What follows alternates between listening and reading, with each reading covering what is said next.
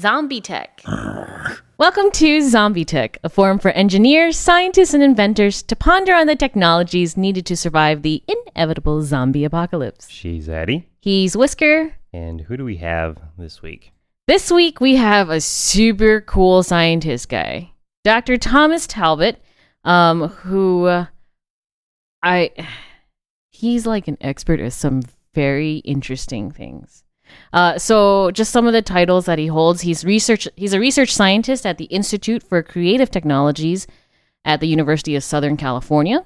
He's chief scientist of the Armed Forces Simulation Institute for Medicine at Telemedicine and Advanced Technology Research Center. He's the portfolio manager for medical simulation and training at Telemedicine and Advanced Technology Research Center. And in the past, he has been chief of academic computing, Chemical Casualty Care Division, USAMRICD. Not sure what that stands for. Oh wait, it says it right after. U.S. Army Medical Research Institute of Chemical Defense.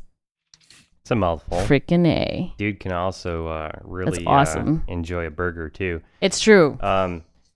We actually got to sit down with Thomas after Parallax Robotics Expo and with a bunch of other people too.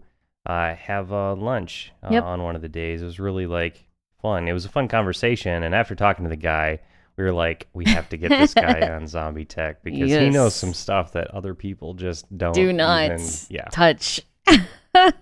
Hi, Thomas. Well, hi, and it's nice to talk with you both tonight. I know, again, it's been a very long time, it feels like. So, holy crap, number one on all of your crazy titles. But I wanted to see if you could give us a little background of how you ended up getting to those different jobs. You know, it's a really interesting question, and I don't know how I ended up where I ended up. I mean, I knew I was going to end up here somehow, but I didn't know it was going to happen this way or how it would happen. But I just sort of knew something, like things from your past. Sometimes you say you have some skills or some things you're really into. And I said, one day this will all come together sort of in one piece. Mm-hmm. And it sort of has finally done it. But it was kind of circuitous. I mean, when I was in high school, I was into film and television and a little bit into computers and that sort of thing. And then, went to college and was into political science and I taught Spanish after college, but somehow I ended up going to medical school and became a pediatrician, actually a pediatrician in the Army. Which was a really great experience. And I think the difference between that is pediatrician's like a specialist in the Army. It's not general practice sort of thing. So you see really complex things and you get a lot of referrals. Mm-hmm. And you also get a lot of responsibility very young. And so that was cool. I went off to war in Iraq and had a really good time. And when I came back from that, I realized that when I was in Iraq and I was in Baghdad, I got bombed a few times and a few things happened, little things, but mostly had a good time. Mm-hmm. And I wondered, when I was in Iraq, why am I so happy? Because I felt great. I really did. Mm-hmm. And I thought about it and I realized that maybe for the first time in 10 years, I was sleeping and getting enough sleep. I don't know. Do you get enough sleep? No. Most definitely not. We would, but we're so busy, We would happily get enough sleep if we had time. Yeah. Yeah, well, medical residency was working over 120 hours a week. Mm-hmm. You'd routinely go for 36, 40 hours without sleep, and which I don't function very well. Right. So you'd be doing things all night long, and those things, and I realized that kind of weighs you down. So I said, I want to do something. And I was always interested in making things for computers. I was always interested in kind of training sort of stuff. Mm-hmm. And said, okay, I'll look at some place where I could go. And I always had this sort of dark interest at this place called USAMRIID, which is the U.S. Army Medical Research for Infectious Diseases. And it's where they do all the stuff with Ebola and anthrax and stuff like that. It's a defensive research program that the Army has.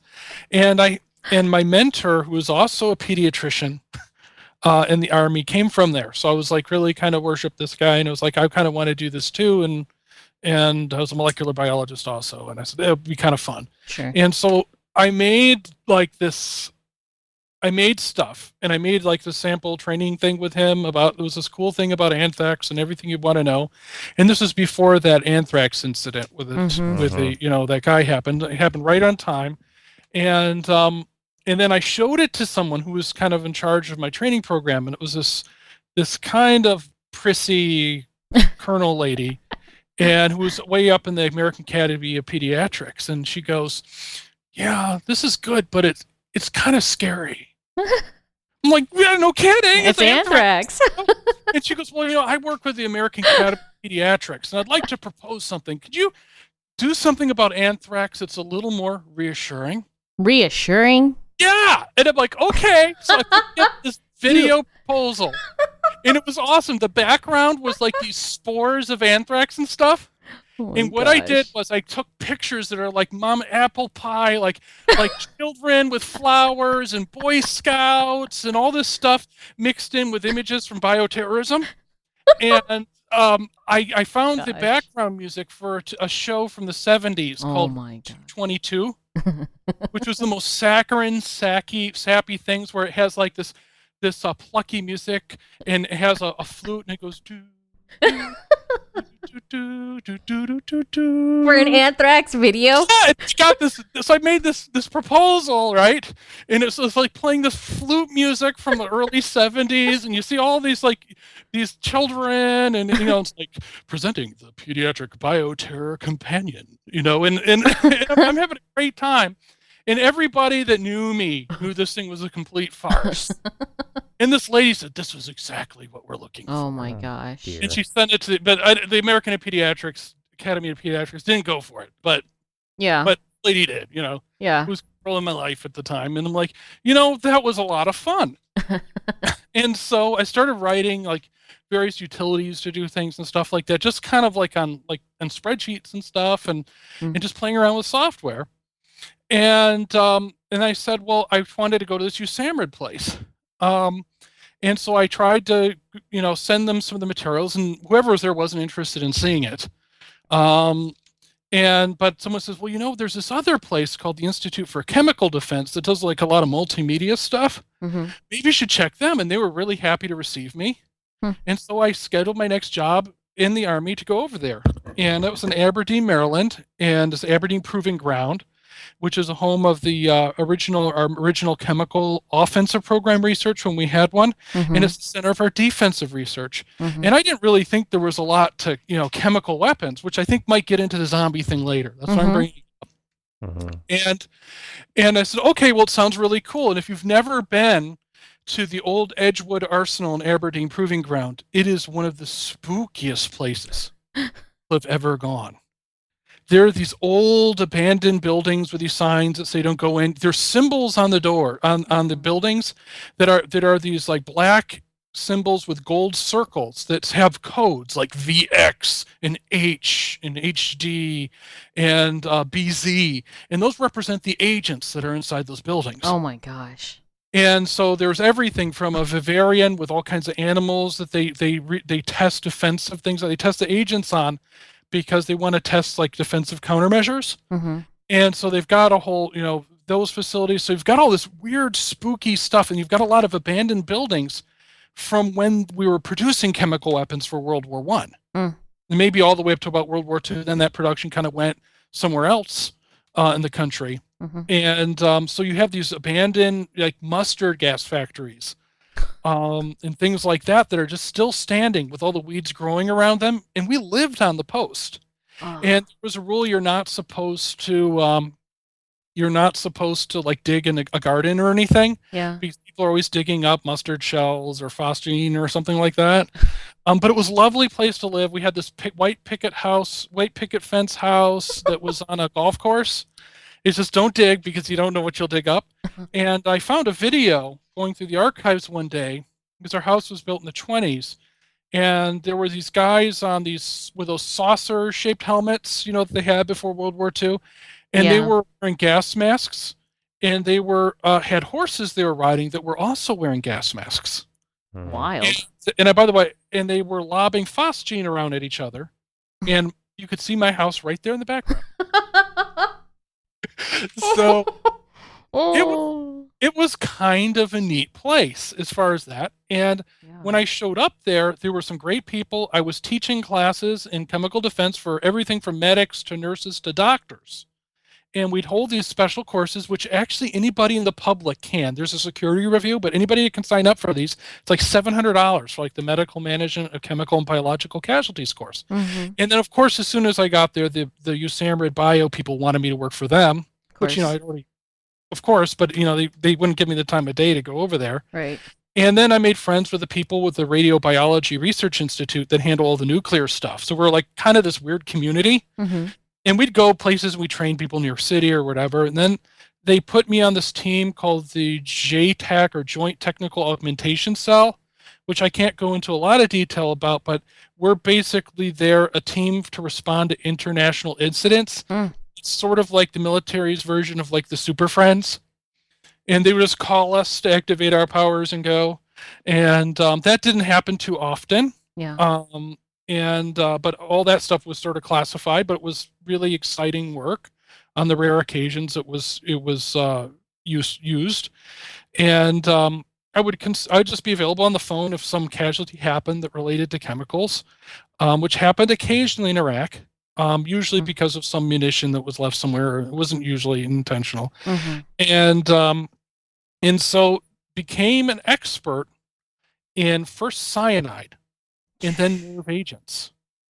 And I wanted to make programs, and I said, I think we can show how cyanide works. And so I used a desktop computer and a really old version of Flash and took some videos. We made some cyanide movies to simulate what it's like to be a cyanide casualty. And then I used Flash to sort of associate it with like displays of your vitals and things like that. And then I said, I want to buy Flash, which is a development environment for the internet and computers. And it took me about 9 months to get a new copy. People were trying to fight me left and right because it's bureaucracy. Right. And there was a lady in the graphics office that like makes the PowerPoints and takes pictures who was threatened. And she filed a complaint against me saying there was that major over there doing illegal graphics. What?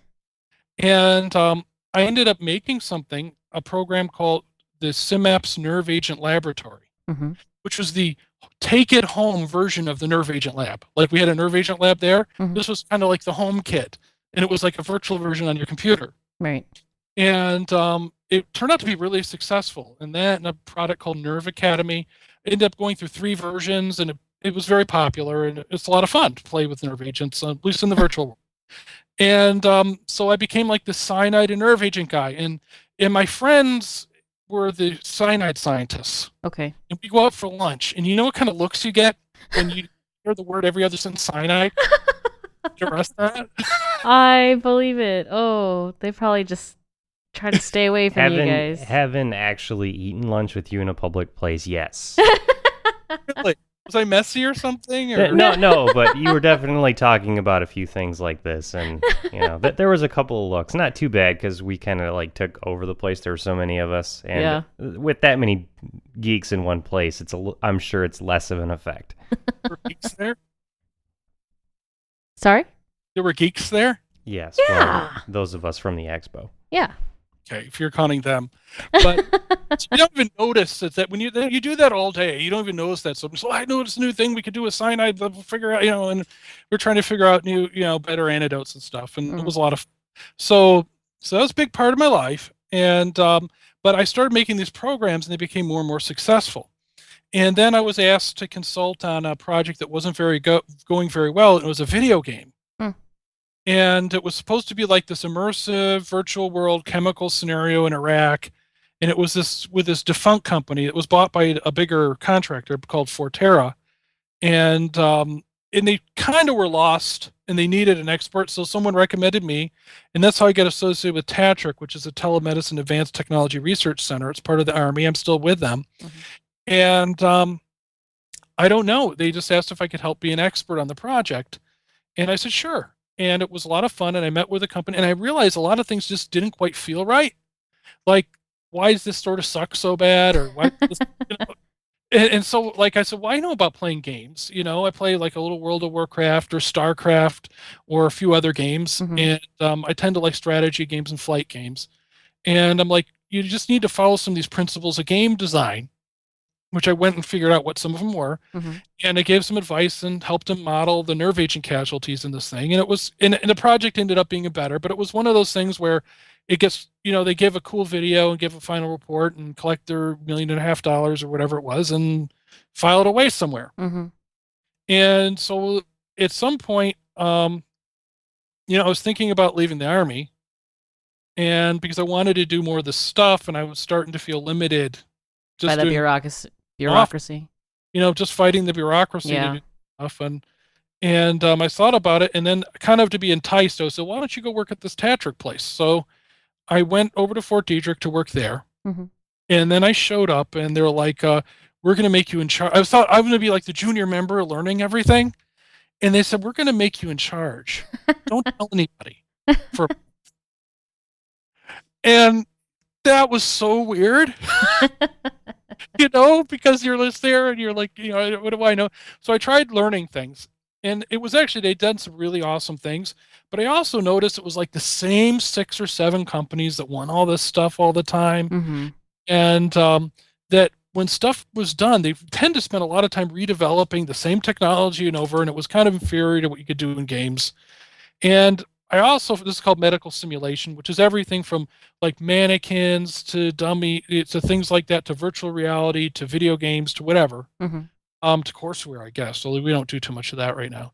And I said, well, I don't know if it's acceptable to, just file things away. So I said, we're going to hold people to higher standards, and we're going to look for some new people that aren't like the same Beltway bandits that get things the same every time. Although we still work with some of those, and they've done a great job too. Mm-hmm. And so we tried a new approach. I said, well, if you're making games, use a game engine. They come off the shelf, and some of them are cheap. Here's a Unity engine. The license is $1,500. Mm-hmm. It's not that bad. And so we expected more of them, and people rose to the occasion. And then all of a sudden, someone says, oh, and there's this new thing coming. And all of a sudden, I found out within 2 months or 3 months of arriving at this Tatrick place, all of a sudden there was a new $40 million a year research program they needed to have set up. It was a $250 million program, and they wanted someone to set it up. Mm-hmm. I'm like, okay, I guess here I am, and technically I'm still at the Chemical Institute, and I'm doing this part-time, but I start this thing, and I get together with people from all 3 services, and we come up with a plan, which is still the plan we're following. Mm-hmm. And then I had like some colonels and stuff try to like want to do some politics and try to push me around and take it over. Mm-hmm. I remember having a day this Air Force colonel called me up and says, Dr. Talbot, Major Talbot. Usually doctors don't call each other by their rank. Mm. You're a dictator. That's what you are. It was like, just trying to dress me down. I'm like, well, I'm sorry, but I'm not going to pay you $13 million for a website. Right. And, you just stand up to these people, and then they respect you. And so we've got this awesome program to try to transform like how our medical forces learn, and how they can learn everything from mobile devices to using video games to learn, even to do surgery through video games, as well as understanding how people learn and how they don't learn and how they forget. And we're having a lot of fun.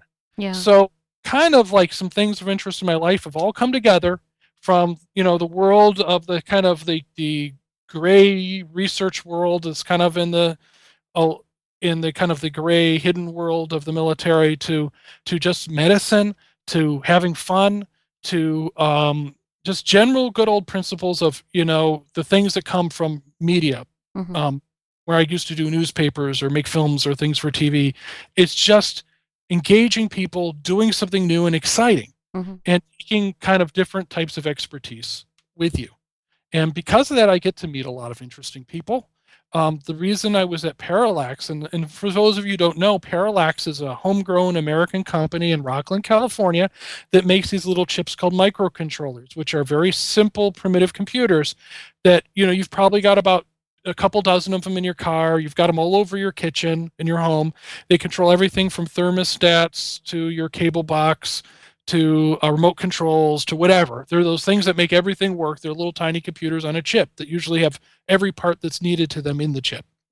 And so Parallax is a company that supports not only people in industry, but they support hobbyists and educators, and they build products in their own country, our country. And you saw their production facilities in California, and so they have an expo every year. And I was there to one was to do that, and the other thing is we're planning, and we're hopefully we'll have it awarded. We never know until they are.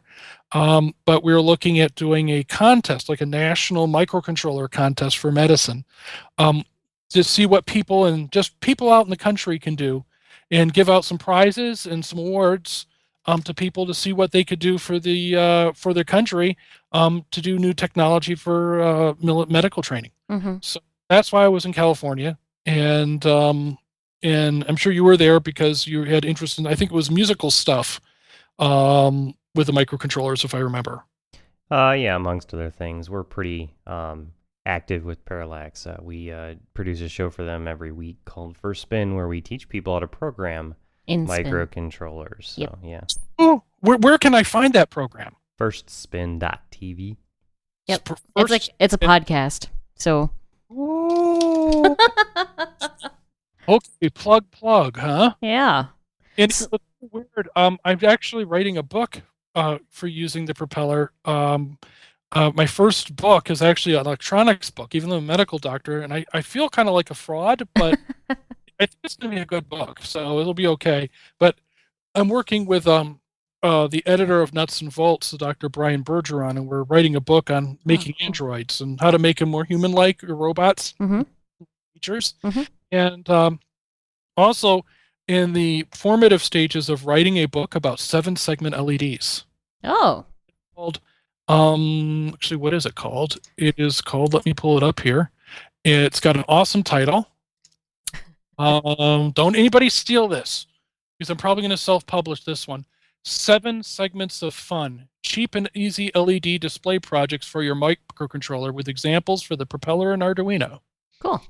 So I love that name, 7 Segments of Fun, because I've been really digging the 7-segment display thing I've been working on. I'm on a kick on those. They're a lot of fun. Yeah, they are. I designed a clock around one using a lot of pulse width modulation and power saving stuff, and Parallax put it up as a project of the week or whatever. It was kind of cool. Yeah, that's kind of like my dream, to be a project of the week. I made a 7-segment driver, which I hope will be the object of the week. I'm not going to push for it, but I'd secretly take pictures of the web. I'm like, oh my god, I'm object of the week, like that. Mm-hmm. Really go nuts. But not like I'm trying to be humble and not try for it, but Yeah, same. I was just monkeying around with it, and I looked at the website and I was like, huh. Look at that. So let me ask something real quick. So you're a pediatrician, and somehow that got you working with anthrax. I don't usually think of kids and anthrax in the same sentence. So is it more that your medical training, like the medical background, had more to do with the anthrax work than the pediatrician part? Well, I'm also a molecular biologist. Mm-hmm. And, it was but people always say that about being a pediatrician. Mm-hmm. Think about it this way. I mean, is your proctologist or your internist more likely to be into anthrax? Internist, maybe. Yeah, not really. I mean, I'm an internist for kids. And, I love practicing pediatrics and doing that. But this is really cool to be. I realized I needed to be creative in my life. Sure. And as satisfying as seeing patients is, which I've done up until recently, because I'm a civilian now. I've been a civilian for a year. Mm-hmm. Basically, I was getting too fat to be promoted because I'm a little, and I'm like, either I need to lose a lot of weight, do a bunch of this army training again, or I'm like, you know what, they're going to send me to somewhere crappy to run a hospital by now at my current rank, and I'm like, I'm going to get out because I can do my same job as civilians, make more money. Yeah. So did that, but the reason I did, I was always interested in things like that, and I think the question is, what was a pediatrician doing interested in anthrax? What was a person who would be interested in anthrax doing as a pediatrician? Yeah, that too. How about that? I would think that, and it was definitely because it was really weird because different types of doctors tend to congregate around certain personality types. Mm-hmm. And I think I've got plenty of pediatricians who are friends, but I don't think I'm a really good fit with the current crop of people training to be pediatricians. How so? Because they're kind of neurotic people. They're kind of good at two shoes. and it's like kind of an old-fashioned. I'm like the Marcus Welby doctor from the 50s. I mean, I don't believe that people go and want you to be their guidance counselor for the health. I believe. I mean, I became a doctor because I like telling people what to do, and I got that because I worked at a job in high school in Radio Shack, coming to problems, and you get we don't know what kind of weird problems people come to you working in Radio Shack. I was in high school and I was the #1 salesman in Michigan a few times, and I just loved that sort of thing, and so the pediatricians are like, well. They're trained like, tell me, how would you like me to treat your cancer? No, that's not how it works, man. I mean, okay, you're here for this. Okay, do this, and this, and come see me. And if you have problems, let me know. And I really do listen to people. That's important. I was a very popular pediatrician. Sure. You can listen to people. I talked to the kids and didn't talk to the parents until the kids couldn't talk anymore. Sure. Which annoyed some parents, but most of them liked it, and the kids liked it because they're people. Right. And so, but there's a lot of great pediatricians out there, but there's a certain kind of anal retentive and neurosis that a lot of the people tend to go into it, especially people that are afraid of death and sort of things like that. And as a pediatrician, I was always like the death guy. If we were in the hospital and someone was going to die, I ended up with that person. And because I could handle it okay. Mm-hmm. And actually, I mean, it's nothing I really like a lot, but it's something I could do pretty good, and somebody's got to. I mean, yeah. I mean, I remember an example. I was in a neonatal intensive care unit, and there was a baby there on a ventilator and all this stuff that had like 0 chance of survival. Had one of those weird genetic syndromes that it was just going down the tubes, and they're doing like all this stuff, and they said, well, maybe we can operate in the heart and give another month. And people always have to give that little extra whatever. Mm-hmm. And I just looked at this mother, and I said, all these people are hemming and hawing trying to talk with the parents, and I just said to the mother, you know what? Would you like to hold her? Mm-hmm. And she goes, yeah. And that's all she wanted. She didn't want to be on another ventilator or have another big central line or tube put in this tiny infant. Right. She just wanted to hold the child, like a child before the child died. Right. And people who are afraid of death, and I'll go in this field because I won't see any, that's not good, because any doctor has to face death sometime and know how to deal with it. Right. I know it's also the you got cancer guy, and I always got that sort of stuff. Oh my gosh. And whatever. I guess it works out okay because it made a difference in people's lives. I made it, I saved a few lives. Hopefully I didn't lose too many. Yep. I saved a few. And the patients appreciated it and the families appreciated it. And even when it was a hopeless situation, the families had as good of experience as possible in closure. Sure. So the question isn't, was a pediatrician going being Dr. Anthrax or cyanide? The question is, what is a guy like that doing being a pediatrician? So I'm going to slightly change gears here. And I know you run or you did a lot of training programs for simulation, or do for simulation for medical teams, and I guess maybe even for the lay military folks. What does that involve? And like, what kind of training do they end up going through, say for an anthrax scare?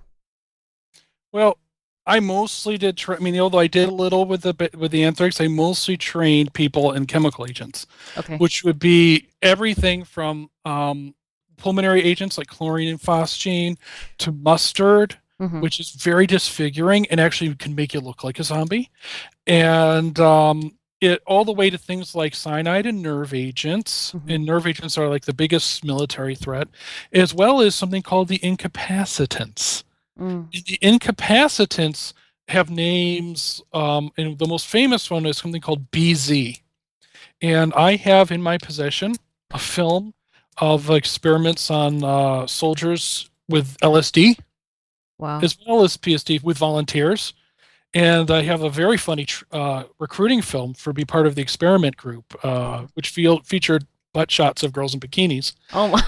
And yeah, it was kind of fun. And basically, so what would the training experience be like? So basically, there's different types of training experience. So let's say we would all take turns because we're experts, and by the time you work in this place for a while, you're one of the world's experts, at least clinically in this area, and because you're living. Usually you're two specialty agents and you know the other ones. So I say my specialty agents were cyanide and nerve agents. And I think my secondary specialty besides the other one would be these incapacitants, which are amazing history, would be another interview. Mm-hmm. And I know someone kind of cool in that. I can give you this information. But the training would either be like a lecture. Okay. Or we would do like group patient scenarios. We train people to act and have them act things out. Mm-hmm. We had a laboratory with a monkey, but the PETA people went after us and finally shut that down. Although the monkeys never got hurt or anything, they were anesthetized to see what the nerve agents were like in reversing an agent, a simulated nerve agent. They were getting anesthetized to get their teeth cleaned anyway. Oh. And when PETA succeeded in getting that shut down, all the monkeys got put on a lethal research protocol. So you're kidding. So they all died because of PETA. Thanks, PETA. Anyway, so monkey killers. We never killed one of the monkeys. Yeah. Oh. Anyway, wow. Oh, they were kind of nasty. They'd throw their poop at you or something. Nice. But if I was a monkey, I would definitely throw my poop at you guys. Thanks. Just anyway. saying. Well, they toys to play with and stuff. Anyway, the other thing we did was field training. Okay. And so we had like this area out in the woods at the proving ground, and we would conduct training. So we teach you how to like do medical things on people while wearing a gas mask and these things called a mop suit, which are like heavy and cumbersome, and you're wearing these really thick rubber gloves. Yep. And so we teach you how to do medical decontamination. We have people act as patients. And I've actually been through MOP training. It's very enlightening. What was it? Banana oil for checking the masks. Sometimes you could. Yeah, no, this was a long time ago, like 90s era. So yeah, they probably have different ways of doing it now, but they'd actually get out like this essence of bananas or something, and it was just the strongest smelling stuff in the world. Yeah. And they'd wave it around near your face to see if you could sure. smell it. Yeah. It's very interesting. Yeah, that's something you could do. I don't know if we really did that, but it is something you can do. And then we would have a lot of fun with it, and we tend to have a good time with it and enjoy doing what we're doing. And we incorporated multimedia and animations that we would make these things in videos that we all made ourselves. We even had our own game show, and we had a ripoff called I made the second version called Chem Squares, and people get really into it. I made wireless boxes using a SX microcontroller, and so people just get really competitive about it. And we have all these fun categories, and so people do a chemical warfare game show. And we have a biological warfare version as well as a radiation version. And those are in active use today. There's something so morbid about like radiation, like the idea of a radiation game show or like a chemical warfare. It doesn't matter what you do here. You got to apply learning techniques. Methods, yeah, learning I get it. I know tricks that work. Yeah, but we're used to seeing those techniques in other, contexts. Yeah. But in this particular context, you still need to teach these people. Right. And if this works, if you've got an effective method, you just port it over. But then you get that weird, like, something that you'd normally see, like, school kids doing. You got a bunch of adults doing, and the context is, like, anthrax. Lethal agents. Yeah. Well, you got to think about it this way. Most people are never going to see this stuff. Yeah. Probably ever in their lives. And that's okay. But these people, if they have this training and remember some of what we teach them, if they do, they're probably going to make the difference between saving a lot of lives and losing a lot. So we took what we did really seriously because we knew that if someone were that one, you only need one of these people at a place to be able to make sense and steer everyone else right. Yeah. You don't have to train everybody in this, but if you have one person at that hospital, I mean, if they had one person in Tokyo when the sarin attack happened in the 90s, and one person would have been able to recognize it sooner before they did, or one person would have known what the right antidotes to, or at least what things to look up and how to dose them, so many more people would have lived than died. Right. And so that's what it's about. So we're still trying to save lives, just doing it a different way. Right. So this is ZombieTech. So then say we had an event similar to a zombie apocalypse, or say we had the zombie apocalypse occur that was chemical, biological in nature. Let's avoid the aerosol route. But what would happen? Like, what would you be doing? Like, would you have a role in all of this? And how would the military mobilize? Well, that's a really good question. Because, you'd look at, there are infectious disease protocols for outbreaks of things. That's more done through the Centers for Disease Control. And they have something called like ring immunization, and they have various strategies. And I think zombie outbreaks, it depends. Would it be sort of like a high school of the dead where everybody in the world becomes a zombie all at once? Or would it be something where there's like local outbreaks? We tend to stick with reality in science here. So, we've talked about the infectious disease side of this topic many, many times with many, many experts. But this week we've got a different kind of expert, more on the chemical side of things. So let's assume that it's some sort of result of a chemical agent that's causing people's behaviors to change such that they're, eating each other's faces, putting bath salts in their butt. It wasn't bath salts, it was marijuana. Whatever. Just saying. Well, you've got a very good... Well, I think there's two things we could look at. One is the mustard agents, which are not painful and have a delayed effect, would make you look. I'm thinking of the blonde woman in John Carpenter's Prince of Darkness, for example, who have this rotten-looking face with all these ulcers and sores. People will look like zombies if they're exposed to mustard agent. And it's terribly disfiguring. And so you could have something like that. But, I could see a potential, mind-altering agent, like what I talked about, these incapacitants. Yeah. Incapacitants like BZ make you hallucinate and make you share hallucinations with other people. What? Yes. They have, it's called folie à deux. And what basically you'd see people on, and I've got some old videos of this. Oh my gosh. Where basically if someone says, "Oh, I see a sandwich," oh yeah, and they'll pass a sandwich or pass a cigarette that doesn't exist to each other, and the other person will buy into the other person's hallucination. What? And they tend to be like an LSD hallucination is more like seeing colors and shapes and abstract things, where what we call an anticholinergic hallucination tends to make people very hot, and they're unable to sweat, and they tend to be kind of passive, but they're out of it. And they tend to have that slow, morose response to everything, kind of like zombies do. And the other thing that the zombies do is that people under these incapacitants will have more concrete hallucinations. So they'll see, an ice cream truck or something, or they'll see insects on them, and they'll be exaggerated in size or weird stuff like that. So they'll see kind of bizarre things and be in their own world and act very zombie-like in a way. And I could see maybe something that would be in that class could affect people for many, many hours. And as a matter of fact, if this is like a 1-2 punch situation where they're being affected by both of these agents simultaneously, to an outside observer, it would just look like zombie apocalypse. Zombies trying to take over the streets or whatever.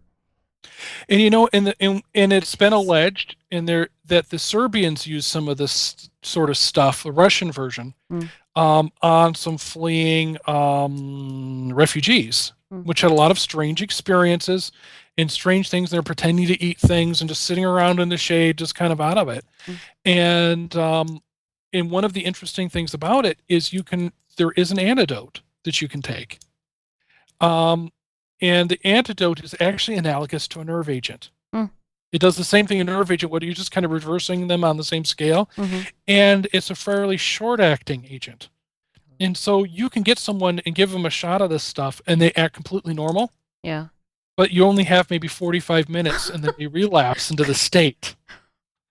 And because that state lasts for days. And another source of this in anticholinergics is Jimson weed. Huh. And the colonists, some of the original colonists, used Jimson weed and put it in the salad of British soldiers during the Revolutionary War and before, and would have these people stoned out of their mind for days when they came to visit their villages and stuff. And you basically just have to direct them. They can panic and freak out. You just kind of direct them so they're not a danger to themselves or others. Yeah. Try to keep them well hydrated in the shade and keep them, because they can't sweat, you just keep them from overheating. Yeah. So a combination could do the whole zombie thing. Gosh. And these people do act somewhat zombie-like. Wow. This This is crazy. Yeah. So, as a matter of fact, before you talk to me about it, I haven't even thought of this, but it totally fits. Yeah, so there's a lot of different ways that something like a zombie apocalypse could come about. Sticking to real science. So I think the question here was not how it could happen. Well, I mean that's absolutely fascinating. Yeah. The question is, what's your role, and how would you go about approaching the situation to figure out how to undo it? You talked a little bit about the fact that you've got at least one thing that you know about that could temporarily reverse, at least bring their wits back. You have a process that you... Well, yes, actually, I would follow a process that one of the other areas that we did teach a course at the Institute for Chemical Defense when I was there, was we taught a class in hospital management of mass casualties. And that course concentrated on chemical, biological, nuclear, radiation, and explosives. And it was called the HMC Burney course. But one thing that, and there's national manuals on this for incident management and command and control in response to large-scale disasters. And they take an all-hazards approach. It doesn't matter what the cataclysm is. It could be anything from an earthquake to war, something that is an active war, to an outbreak of an infectious disease, to a hurricane, to a chemical incident, to a nuclear reactor incident, to whatever. But the response is the same at the hospital, as well as having to use public resources. So I would follow that, and so there's national incident management protocols and incident command protocols that are well known and that all hospitals practice. And they have to have 2 exercises a year. One can be a tabletop, and one has to be a live exercise. And as a matter of fact, at Tadrick, we're making a video game version of this. And in the video game, which is centered around a radiation type incident as well as a chemical, as well as blast, there is, because certain numbers of patients die, there is an Easter egg where the people who die come back as zombies in the hospital. Cool. Yeah. That's very cool. So that point aside, with this National Incident Management System, or NIMS, things that you can do are, the first thing you do is you would set up triage areas. And the triage, depending on the acuity, the triage areas would be outside a hospital. If BZ is a solid substance, and you may decontaminate people. You have to triage them to basically how sick they are, and then you need to have someone observing them. And actually, if most of the people are relatively mild in a situation like this, what you would probably do is you might even use places like schools to set up observation areas. Sure. As well as to take care of needs of people that are also affected by this indirectly. That might be displaced because of a big outbreak of these chemical zombies, I would guess. And so you would set up areas where you can handle large numbers of people that require fewer people, and then you would try to select out the people that really need more dire treatment, or more prompt, or higher levels of treatment, and those are the only people you want in your emergency room. And then you share loads with other places, and you have to plan for personnel and all the things that go along with that by declaring an emergency. So I would probably follow that model. Okay. where you set up community centers, and the Red Cross, I'm sure, would help with that. Yep. And you would follow those emergency plans, and all those plans improved after the Katrina disaster, when we weren't so well prepared. Although I think a lot of that was a function of Louisiana not being very well prepared and New Orleans not being well prepared more than the federal government. Well, that sounds like a holy war waiting to happen, so I'm just going to dodge that. So there's a lot of talk on like the not so scientifically based, but the more I want an excuse to have a bunker full of guns camp out there. That the basic idea that they throw around a lot is that the game plan for the world governments for zombie apocalypse type of things is basically to show up shooting and ask questions later. Being somebody who's actually trained up on all this sort of thing, who does the training? Is there anything that you can say that can sort of quell these people? Well, I am a sharpshooter, and I like quell, calm. Oh, I'm sorry. Sometimes you just gotta shoot them. I don't know. I think you would have to keep people informed of what's going on and put out public information on how to deal with zombies. And the fact, like the ones I'm describing, are relatively passive type people, and they're probably mostly going to be laying around or wandering around aimlessly, and they're not likely to eat your brains. So I would just say to stay indoors and do what you're going to do, but you don't need to be shooting people. I mean, this is not Detroit in 1967.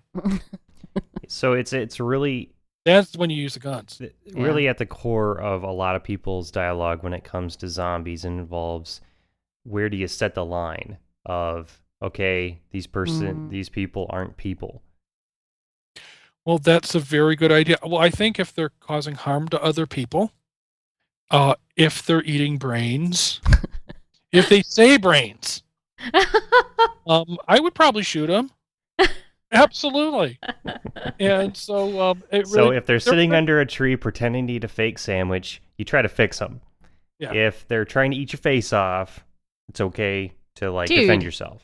Yeah, yes. So we're just gonna go with the I want my face. The common sense logic approach here. I can get behind that. Yeah. Absolutely. You definitely want to do that, and you want to stay with other people. Yeah. And also the other thing is that if it were like something like this BZ stuff, you may have already been affected and it just hasn't hit you yet because it's a delayed onset. Oh, man. So the other thing you may want to do is prepare for yourself to be a casualty. And that you can do that by staying indoors with hopefully a place with filtered ventilation. You may want to make sure you're in a cool place with plenty of hydration and that dangerous things are not around you. As a matter of fact, unless there's an imminent threat, you probably should lock the guns up, because if you're going to be hallucinating, you sure don't want to be, hallucinating and shooting hallucinations. It could be other people. That's a very good point. No one would want to do that. That's a very good point. So things that may warn you is feeling hot and flushed, having a dry mouth, headaches, maybe stomach upset. Sounds like test anxiety. Actually, very much like test anxiety. And those could be warning signs. Slowness in thinking.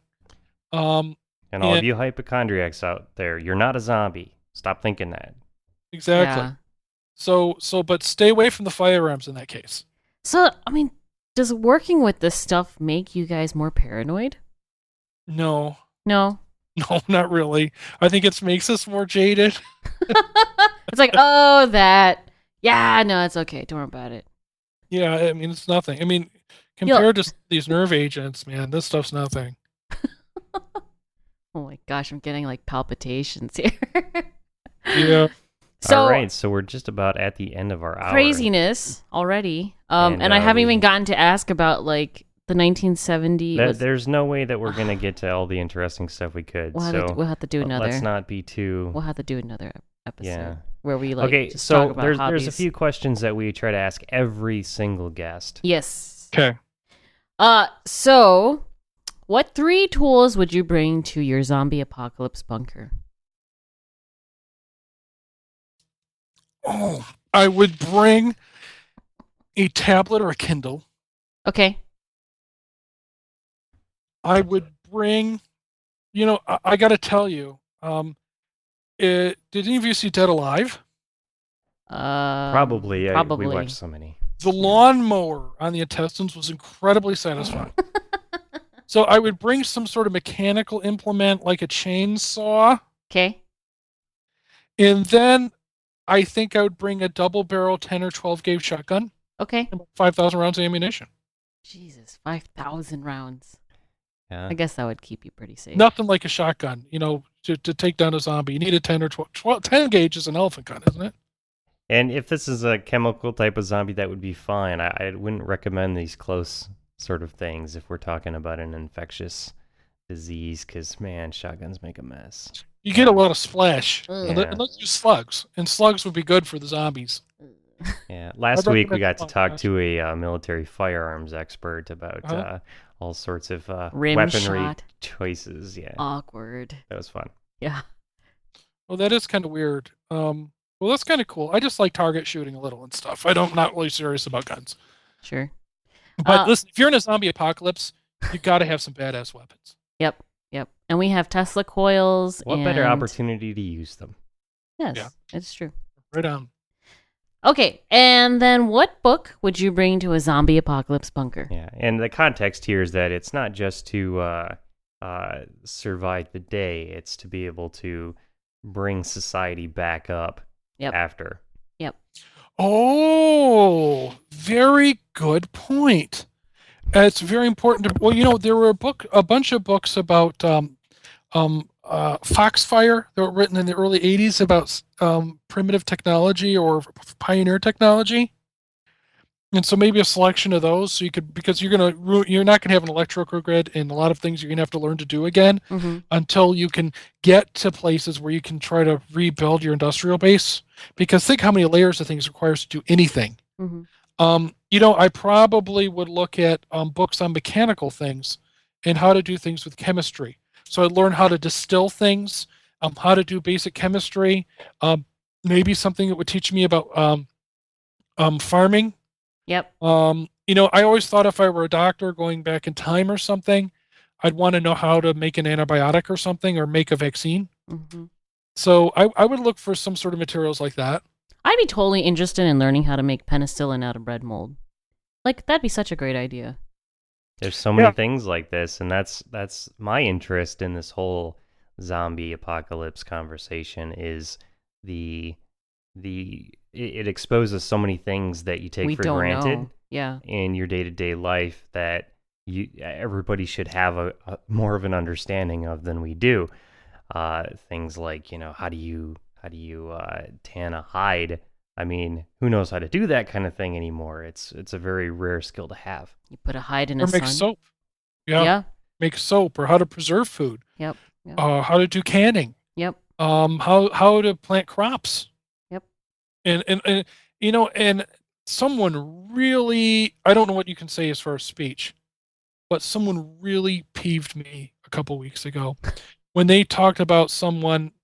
I did some of my time in the Army in rural Kansas near an agricultural college. And they said, well, someone just got some lame agriculture degree or something. I'm like, do you know what it takes to get a degree in agriculture nowadays? Do you know what sophistication and technology is present in farming, and how productive our farmers and ranchers are? I mean, a farmer has to be a scientist, a meteorologist, a geneticist, and everything else. Same thing with ranchers in a lot of ways. They do those rows of crops, and they know the deposition of their fertilizer and things and layers down to the inch, and it's all satellite mapped. I mean, the technology of agriculture is amazing, and because of it, very few people in the world starve. Because of the advances largely in this country and some others that we brought to agriculture. It's absolutely amazing, and it's an area of very high education in many ways. And I think our farmers and our ranchers deserve a lot of respect, because I certainly respect them very much. Yep. And I get to take care of quite a few because we're in the Midwest, and they're some of the sharpest people I know. They're very quick. Are you guys into manga at all? Mango? Manga. Oh, manga. Manga. Yeah. There's a really cool manga out. It just won the manga Taisho Award, and it's called Gin no Saji. Okay. And it's about this kid who goes to a rural high school from the city because he thought it'd be easy, so he could be number one in his class. And he ends up going to this agricultural college. Oh boy. And he's totally beyond his expectations and a totally unexpected experience. Yeah. And it was by the person who did Full Metal Alchemist. Oh. And I highly recommend it. So if Okay. you want to learn about agriculture, learn everything about rotary milking machines to following a pig all the way from being a little pet piglet to bacon. On a Sounds manga. Like somebody did their research. Hardcore. Very much so, called Gin no Saji. Cool. And I highly recommend it. Cool. So we're in the last few minutes here. Are there any websites where people can see more of what you do? I mean, I know a lot of it's probably classified to a certain extent. But, like in terms of your hobbies, which we haven't actually even touched, like within a yard. But, yeah. So any websites that you want to advertise or places? Not today. Okay. I might maybe in a future put some up. I didn't think of any. That's okay. I really can't think of one right now. Okay, that's all right. And actually, so I'll do a little advertising for him because he is on the Parallax forums, forums.parallax.com, as InventODoc. With dashes between Correct. the words, yes. Correct. So, if you guys are like, whoa, dude, ZombieTech episode was awesome. Yeah, let him know there.